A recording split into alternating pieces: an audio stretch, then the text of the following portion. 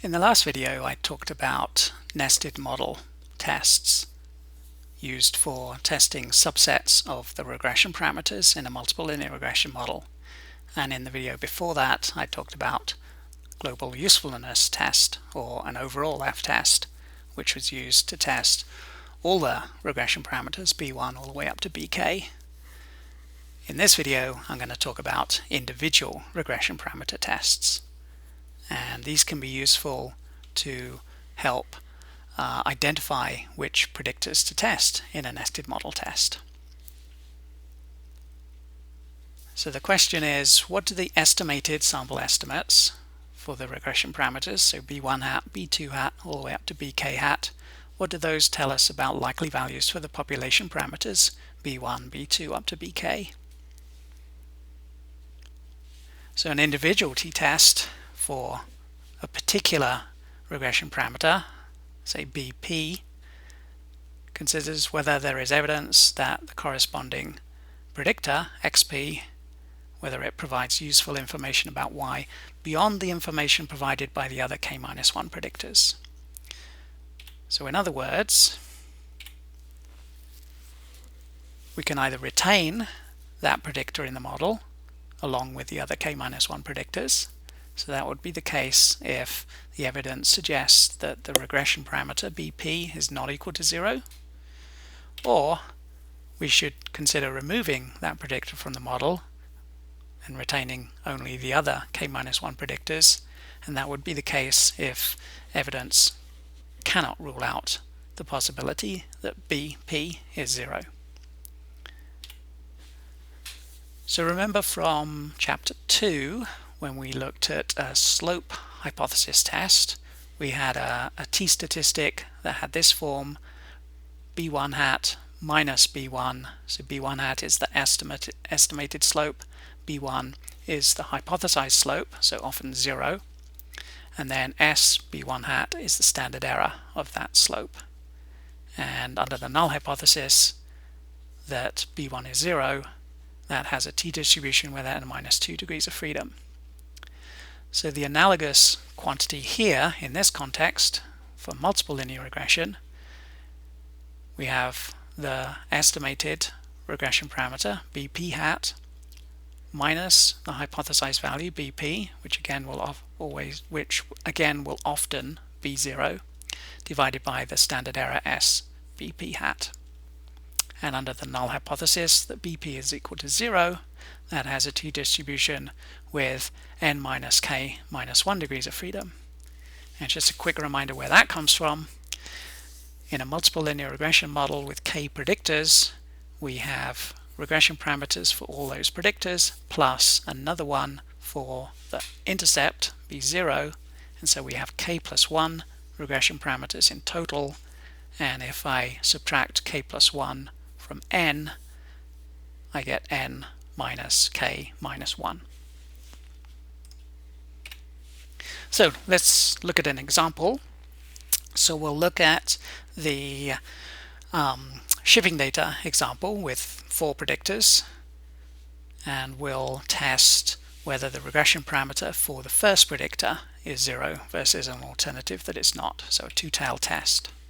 Our test statistic, so plugging the values into the formula, we get 2.28. And where do these numbers come from? Well, if I look at a summary of the model, so 6.074, that's the estimated regression parameter, 2.662, that's its standard error, and then if I plug the numbers into the formula, I get 2.28, the value of the test statistic. Set my significance level, and then make the decision using either the rejection region method or the p-value method. If I'm using the rejection region method, I'm looking at the 97.5th percentile of a t-distribution with 15 degrees of freedom. N minus k minus 1 is 15 in this example, so I get 2.13. So the rejection region is anything above 2.13 or below minus 2.13. Or alternatively, calculate a p-value using the pt function, and that comes to 0.038. These are the equivalent lines of code for Excel. So what's my decision? Well, the test statistic is in the rejection region, and the p-value is less than the significance level, so I reject the null hypothesis in favor of the alternative. So my conclusion is that b1 is not equal to 0. So in words, that means that there appears to be a linear relationship between y and x1 TWS once the other three predictors have been accounted for, or we could think of it as holding the other three predictors constant.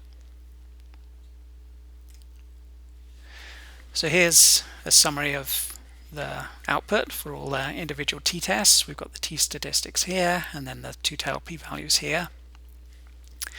And so we could use this table informally just to identify which predictors could be useful.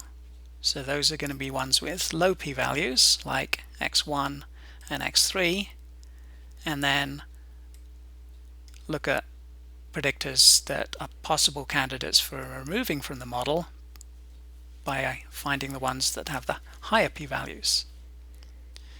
We have to be a little bit careful here, because this p-value would allow us to remove x2, but only if we removed x1, 3, and 4, whereas this p-value would allow us to remove x4, but only if we retain x1, x2, and x3. So how do we retain, or how do we remove both of them? Because we can't do both of these things at the same time. Well, we can do a nested f-test.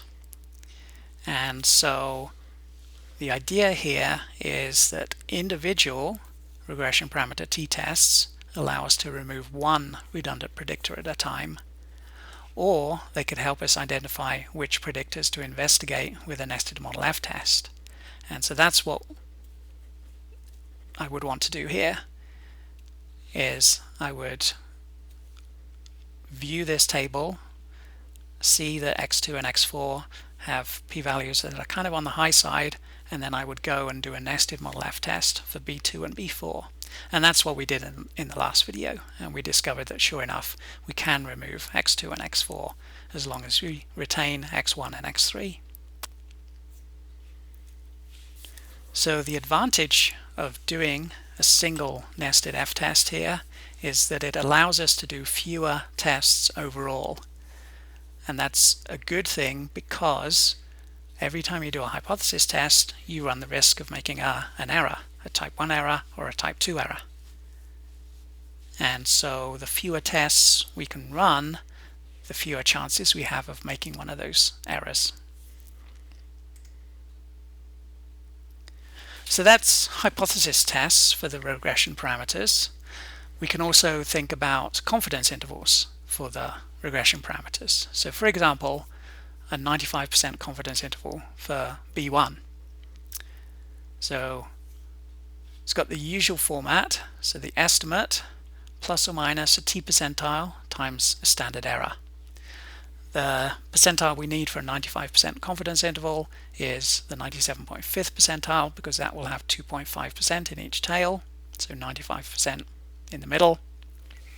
And the 97.5th percentile is the 2.13 that we used earlier when we did the hypothesis test. Putting all the numbers into the formula and calculating it out, we get 0.4 up to 11.75. So what does that mean? Well, loosely speaking, we can say we're 95% confident that the population regression parameter B1 is between 0.4 and 11.75 in this model. If we want to get a little more technically correct, we have to invoke the idea of repeated sampling.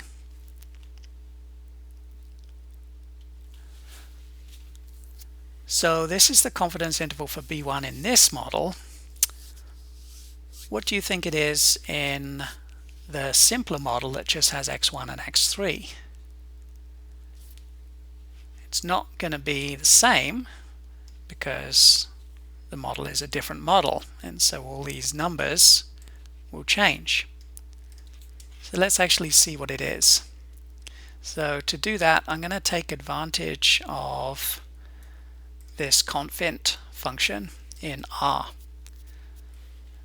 So there's the 0.4 up to 11.75. That's for the model with 4 predictors. But if I do the same thing for this model just has x1 and x3, or TWS and ASW.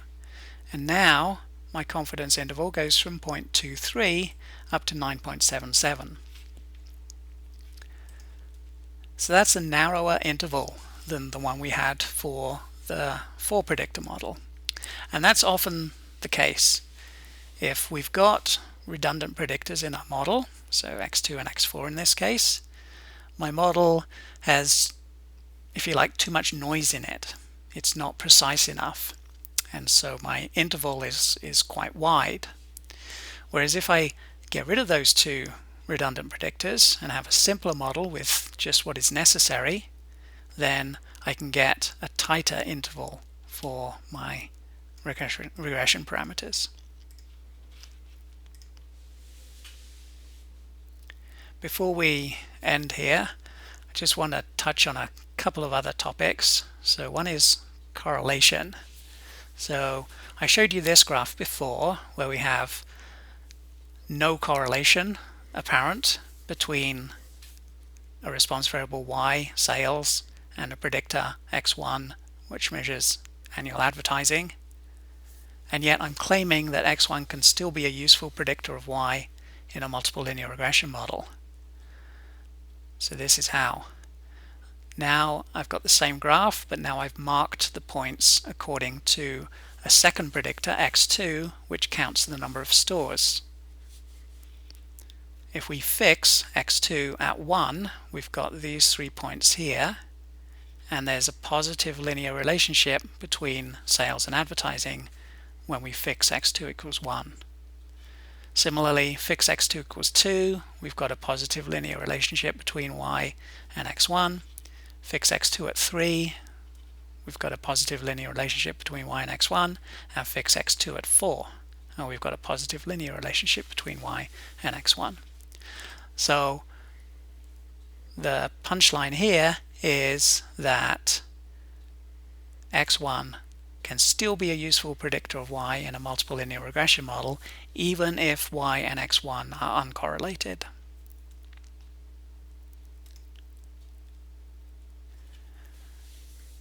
We looked at this graph before as well, and I claimed that even though there's a high correlation between sales and traditional advertising apparent in this graph, I'm claiming that that predictor is a pretty poor predictor of y in a multiple linear regression model. So how can that be? Well, in this case, there's a second predictor, int, which measures advertising on the internet, and it's highly correlated with the other predictor, x1, which measures traditional advertising. So that's this graph here. And what happens is if I try and put both x1 and x2 in a multiple linear regression model,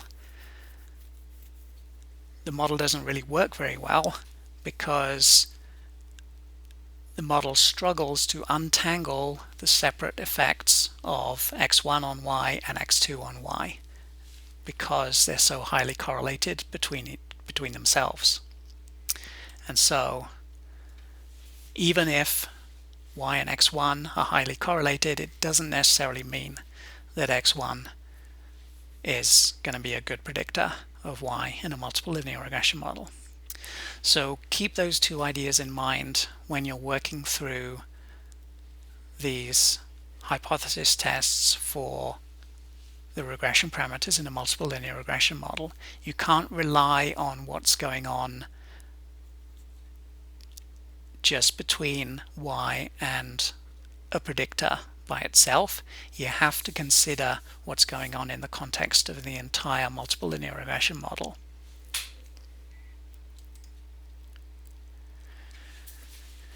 And finally, just a few brief words on predictor selection. So this is getting into model building, and we'll come back and talk about model building in more detail in chapter 5, but we can start to build up some ideas about model building here, because we've talked about the global usefulness test for determining whether any of the potential predictors in a dataset are useful.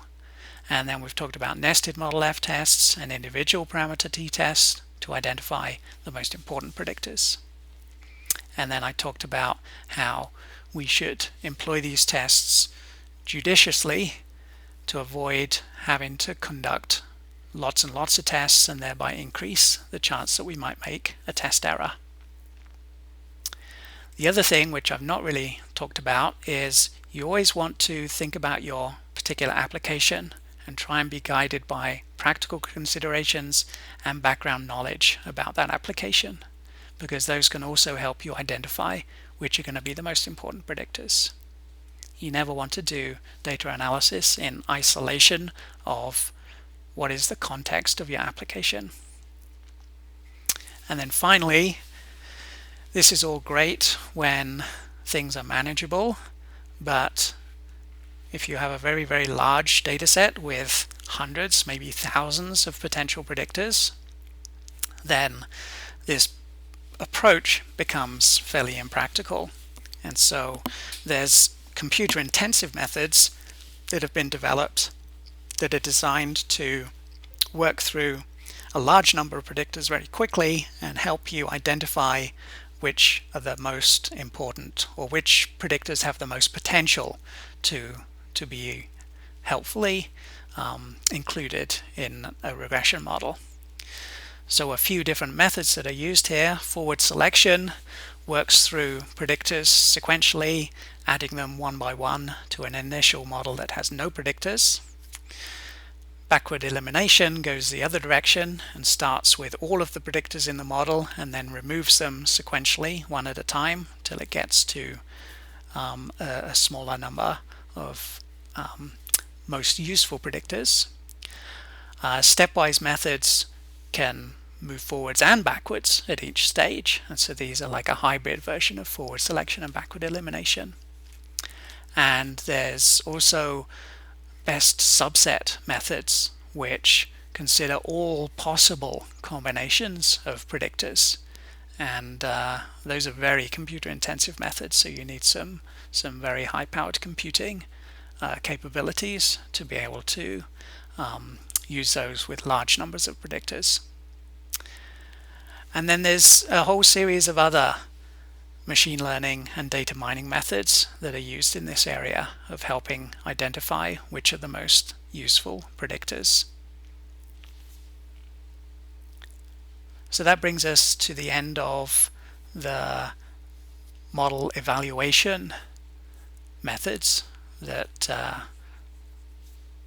are useful in multiple linear regression. So we talked about the regression standard error S, the coefficient of determination R squared, and then different ways of testing the regression parameters, either all together, in subsets, or individually.